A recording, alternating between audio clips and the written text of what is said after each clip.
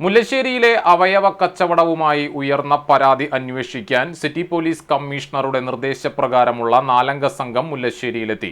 പരാതിക്കാരനായ മുൻ panchayat president CA ബാബുവിന്റെ മൊഴിയെടുത്തു. പ്രതികളിലേക്ക് എത്തുന്ന വിധത്തിലുള്ള അന്വേഷണം വേണമെന്ന് പരാതിക്കാരനായ ബാബു ആവശ്യപ്പെട്ടു. ഗുരുവായൂർ ACPയുടെ നിർദ്ദേശപ്രകാരമാണ് അന്വേഷണ സംഘം തന്റെ മൊഴിയെടുത്തതെന്ന് ബാബു പറഞ്ഞു. പരാതിയിൽ പരാമർശിച്ചിട്ടുള്ള അവയവങ്ങൾ കൊടുത്ത സ്ത്രീകളെയും പുരുഷന്മാരെയും പോലീസ് ചോദ്യം ചെയ്യുന്നുണ്ട്. ലിസ്റ്റിൽ ഉൾപ്പെട്ട കുറച്ചുപേരുടെ വിവരങ്ങൾ മാത്രമേ പോലീസിന് ലഭിച്ചിട്ടുള്ളൂ.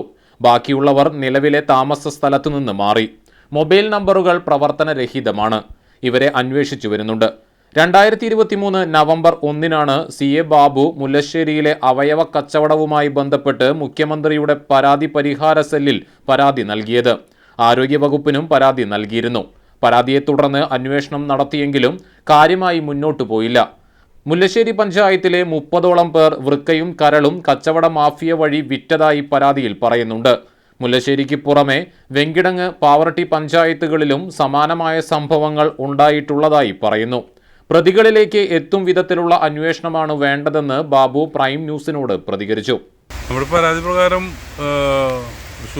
പോലീസ് കമ്മീഷണർ അവിടുന്ന് അന്വേഷണത്തിനായിട്ട് ഇന്നലെ SI അതുപോലെ തന്നെ 2 SI പോലീസൊക്കെ ഇട്ട് വന്നിരുന്നു.